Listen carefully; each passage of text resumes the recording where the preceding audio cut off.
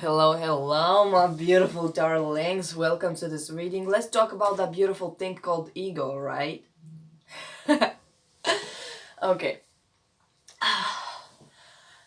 So much talk in so many communities about putting your ego aside. And while some of that is right indeed, is not entirely like that. So what does ego mean? Ego is a word which comes from Latin, like many other words. Because Latin was the language of those who, were kind of like the USA of antiquity. The Roman Empire. They were kind of like the USA of the Mediterranean, because guess what? Those who are behind the USA nowadays are actually the same group of people who were behind the Roman Empire. Sassy. Now, uh, not just that, but also behind the Babylon. Yeah, it's basically a pest that drags itself from place to place across the history of humanity. But don't worry, they will die. It's the age of Aquarius and the end of the world. Brace yourselves. Now, let's talk about ego, as I said. I need to take a little sip.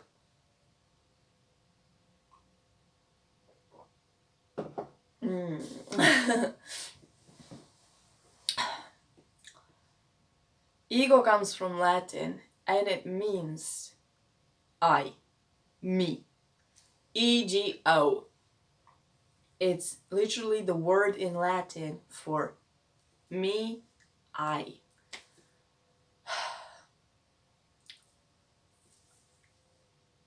So it basically means me or the self. How I love to phrase it is the sense of self. Because in its raw state, it's actually like a sense. You have a sense of yourself. And that's how it should. Sorry. That's how it should be like. A sense of yourself, of your true self. And I'm gonna talk about the perspective upon the true self. But I want to stick with this a little bit more.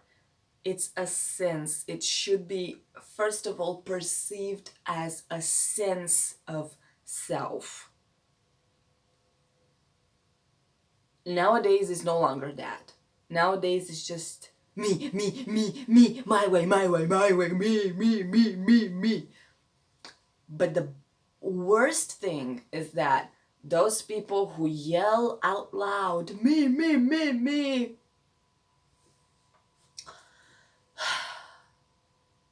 that's not really them. Because what they yell about, it's literally their frustrations, which is not them. That's not them. A bunch of frustrations, a bunch of traumas that a soul underwent and that caused their incarnational persona to act in a certain stupid way. That's not them. That's not the soul. And here I wanted to actually get with this. So it's a sense of self. But what most people have nowadays is an illusion of self or a delusion of self.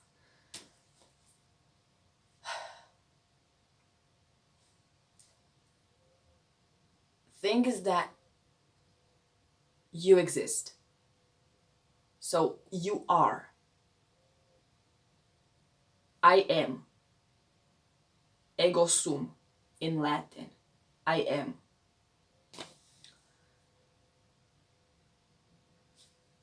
The one of the plagues of humanity is that so many humans love to say so many words after that.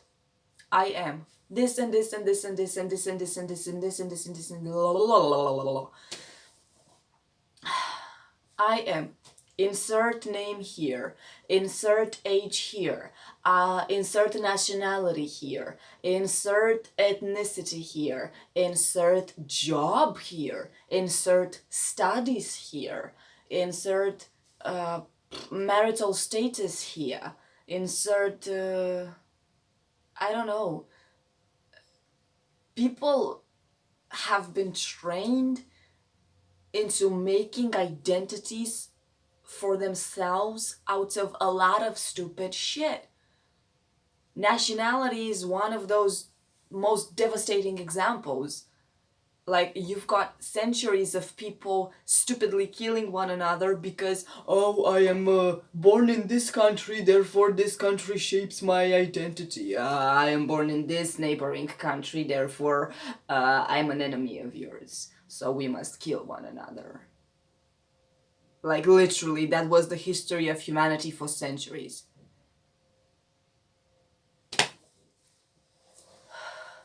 And basically, this is how history books should state it. Just like I stated it, that's exactly what happened.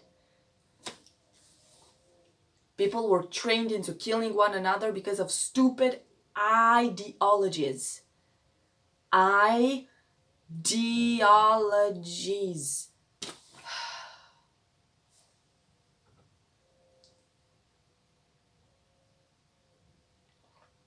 That's not the self.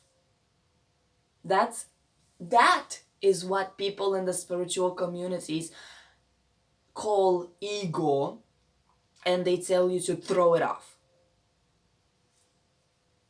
But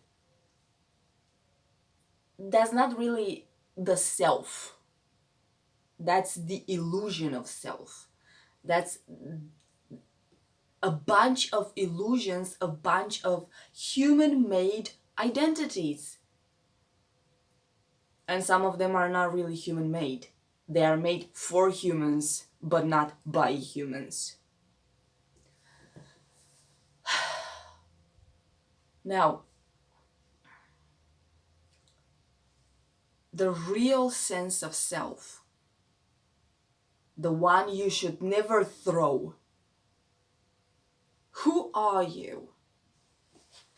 A soul. You're not a name, you're not an age, you're not a job, you're not any of those things. You're not an incarnation. You are a soul who is having an incarnation. And here comes into play that stupid human phrasing, my soul. You get what I mean? Humans have been trained into putting in the first place their incarnate selves and perceiving that as identity, as self, and distancing it from the soul by calling it, oh, my soul. So me, the me, for so many humans nowadays, is this piece of bones and flesh. And don't get me wrong, the human body is a fantastic living organism with an intelligence of its own. But most people are not understanding that. Coming back to what I was saying about this perception, they see themselves as this bunch of bones and flesh, having a name, having an age, having a job, having whatever type of identity they have coined for themselves, or better said, they have been trained into coining for themselves for years, and then standing by that, when in fact what they are is a soul trapped in those ideas, false ideas, illusions of self.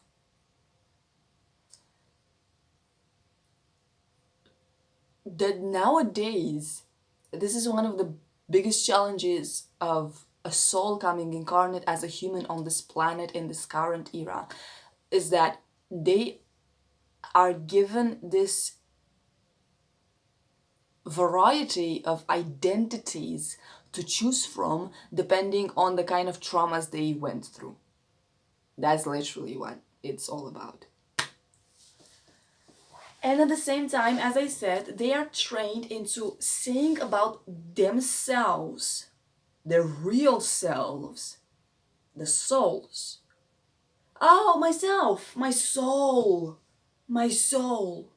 They don't say myself, my soul. They don't perceive themselves as the soul, first of all, who then comes incarnate. No, they perceive themselves as the stupid incarnation,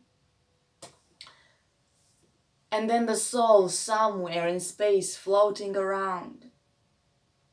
My soul is there, doing what? I don't know, but it's there. Or, and my soul is here. My soul? Really, my soul? Like, really, humans? Like, really fucking shit. It's stupid. It's stupid. It's very stupid. And fucking damaging for you who you are as souls. So this is the real sense of self. Who you are prior to all incarnations, prior to all identities of a manifested world. You are a soul. That's who you are. That's the self. The individual self. Now there is the greater self, who is the one of all oneness. Or God. God is the one. But we're here in the incarnate world and we are experiencing individuality. And it's not something bad. It's not something to be perceived as as a bad thing. It's only a bad thing when you abide by stupid norms and stupid ideas of who you should be, depending on, as I said, traumas and ideas that a flawed system imposed on you.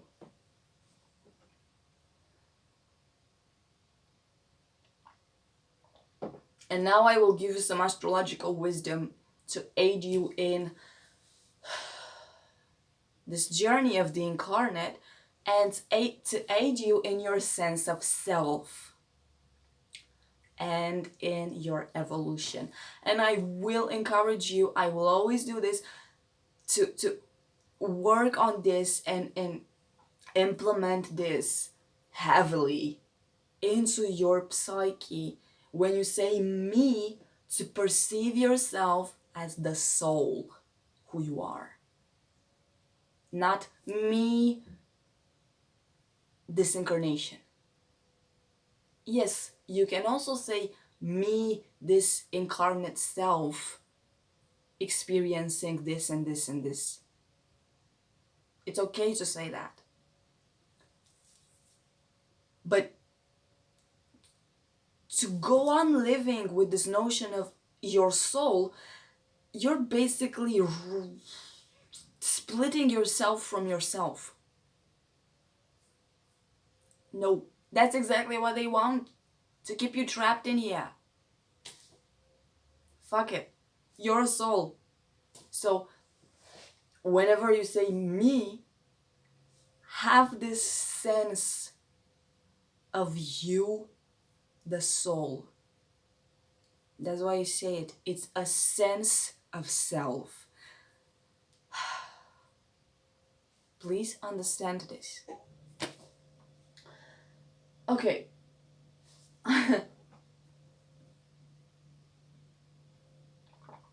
Now, getting into some esoteric stuff.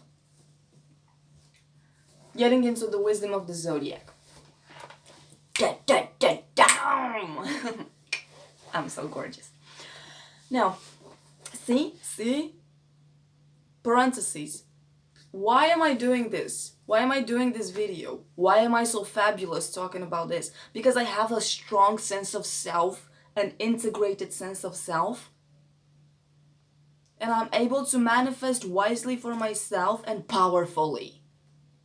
Because guess what? The sense of self comes from the fire element. The fire element gives life, and the fire element gives the self, the individuality. In the Hindu, let's say, mythology, I would rather call it philosophy. In the Hindu philosophy, Vishnu is the being from whom ego emerged, and he is the sun. Now, in astrology, the sun does govern the ego, but not just the sun. On a more overarching level, prior to the signs in themselves, we have the elements. And we have fire. Fire is a masculine element with a feminine underlying basis. If you don't know what I mean, please check my other video called The Elemental Cross of the Goddess, masculine and feminine interplay of the elements. Fire is an element, a masculine element, very powerfully masculine, but with a feminine basis. Why? Because it has emotions as well. Meanwhile, air doesn't really deal with emotions. You can integrate emotions on a mental level, but air in itself is not about emotions. Air in itself is about consciousness. And that's entirely masculine. So fire is masculine with an underlying feminine basis. And the fire signs are Aries, Leo, and Sagittarius. In terms of houses in the zodiac, those would be the 1st, the 5th, and the 9th houses. So we have the fire signs, Aries, Leo, Sagittarius, with their planets Mars, the Sun, and Jupiter. And the fire houses in the zodiac, which are the 1st, the 5th, and the 9th. Those houses and elements give identity. Therefore, self.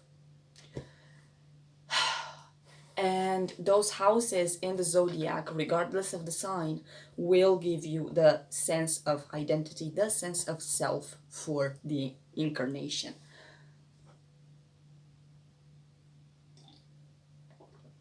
Now, there's a certain wisdom of the fire signs, and it's all about me, the sense of me, the sense of self. Aries says me first. Leo says me in the center, and Sagittarius says me above. And unfortunately, because of stupid human behavior, when you hear those words like that, you think of bad shit. Because indeed, most humans go about these notions in a bad way, in a bad juju way, but that's not how they should be like. Are you supposed to put yourself first? Absolutely. Not in a degrading way, in a healthy way, in a healthy way of not damaging yourself, your soul. Cut that notion, throw it away. Yourself, okay? Not your soul, yourself, because you are the soul. So not damaging yourself for other people's sake, for other souls' sake, okay? Myself first. Why did I come here? To express myself. This incarnation is an expression of me, myself, who I really am beyond all incarnations. Am I supposed to put myself in the center of my own existence? Yes. Not in the center of other people's existence. Okay? This is one of the negative manifestations of the Leo energy, which so many people display trying to put themselves in the center of everyone else around them. Uh, the negative side of Leo is that it's basically the attention whore of the zodiac. The upper polarity of Leo is that it's fun, fun, fun all the time. It's a hyper romantic energy, and it's fun, fun, fun all the time. It's creative. It's all about creativity, art, joy, and manifesting something, because the fire element, as I said, is life, it's creation. Even with twin flames. Okay, twin flames. What are twin flames? They're basically the same soul into two expressions of the self, a masculine expression and a feminine expression of the same self. But the notion we have for this is twin flames. So you see it even there. The flame is the soul. So, are you meant to put yourself in the center of your existence? Absolutely. In an integrated way, in a spiritually integrated way, in an enlightened way. You need a sense of self for this world. Personally, if I did not have a healthy ego, I would be somewhere on the top of the mountain killing myself. That's what the water element does. It will make you renounce individuality so that you renounce the world of incarnations and ascend into the non-physical. Fire element will give you the bridge into expressing yourself in the manifested world so that you have free will. Because that's basically why you came here, as an individualized part of the one of all oneness, of the one soul of all. That's why you came here, as an individualized particle of all existence, an individual soul, to have free will, to experience free will. So for that, you need self. You cannot have free will without a sense of self. But that sense of self must come from before the incarnation. From before my name, my age, my job, my height, my whatever. Those things, you decided them for yourself prior to merging with the physical body. And that's why astrology is so important, because the birth chart is literally the map you have for yourself. The moment you come incarnate, you cross, you the soul. You go through all those constellations and then jump into the body after you have traversed all the constellations seen in the birth chart at the moment of your birth. So you're basically like a comet through all of them, being like pew, buddy. So the birth chart is the map you have, the map you, the soul, gave to you, the incarnate one, for the lifetime. The birth chart is literally what you give to yourself to help yourself navigate this manifested reality. The birth chart shows you what you decided for yourself prior to coming incarnate. This is why astrology is so important, and it's so important to understand it in this manner. Okay. So, for being in this human world, and not just human world, you could be Arcturian, you could be Pleiadian, and I don't mean just soul. You could be incarnate as a Pleiadian, you could be incarnate as a Syrian, you could be incarnate who knows where. You need a sense of self to be incarnate. You need a sense of self, and because this is the free will universe. Fire element is the will. It governs the will. Okay, so and Leo energy is a lot about personal will power. Now Sagittarius, it says me above. What does that mean? It doesn't mean a false sense of superiority. It means me above. What does this really mean in a high spiritual manner? The zodiac is segmented into two major areas: above the horizon and below the horizon. Below the horizon are the immature signs, and above the horizon are the mature signs. Below the horizon, we get, don't get me wrong, this is below the horizon of the natural horoscope. Your own birth chart has a different configuration. Let's say you're a Sagittarius rising. So in this case, Capricorn will be in your second house, so it will be below the horizon. But in the natural horoscope, these are the below the horizon signs, and these are the above the horizon signs. What does this mean? These are the immature signs and more individualized. Why? Because basically the whole zodiac is the map of human incarnations.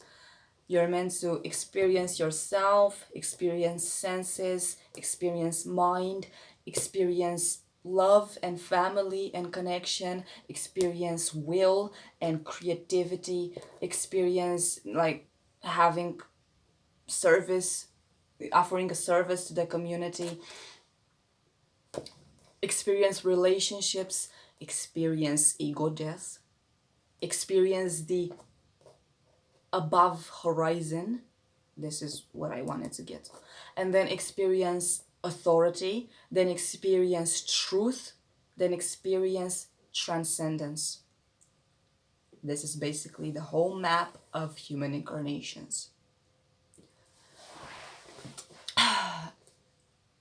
Now, in terms of the Sagittarius wisdom, Sagittarius is the only fire sign seen in the above horizon segment of the zodiac. The only fire sign there. The two other fire signs are below the horizons. So the two other fire signs, Aries and Leo, are more individualized and more for the initial cycle of incarnations. Don't get me wrong, if you are a Leo in this lifetime, it doesn't mean you're necessarily in the first part of your incarnational cycles. But this is how it is in terms of archetypes. Sagittarius is the 9th house. So it's right here. The peak of the 9th house is basically the peak of the zodiac, is the highest point of the zodiac, right here. So that's why Sagittarius has the above view. Sagittarius is the energy which sees the forest, not the trees. Here is where the forest is. Aries and Leo will see the trees, because Aries and Leo are part of the forest. Sagittarius is somewhere on the mountain, having the above view of the forest, having the big picture. And that's why Sagittarius wisdom is me above. Not in a delusional sense of superiority. No, me above, because from this point, I can actually teach them what they do not see for themselves, by themselves. That's why Sagittarius is the guru energy. Also because soul-wise, Sagittarius is part of the mature energies, and as I said, is the only fire sign in the upper sphere of, not sphere, in the upper segment of the zodiac. And the only element to have two representatives in the upper portion is water and air. Sorry, the only two elements. So with these two elements, water and air, you're meant to actually transcend.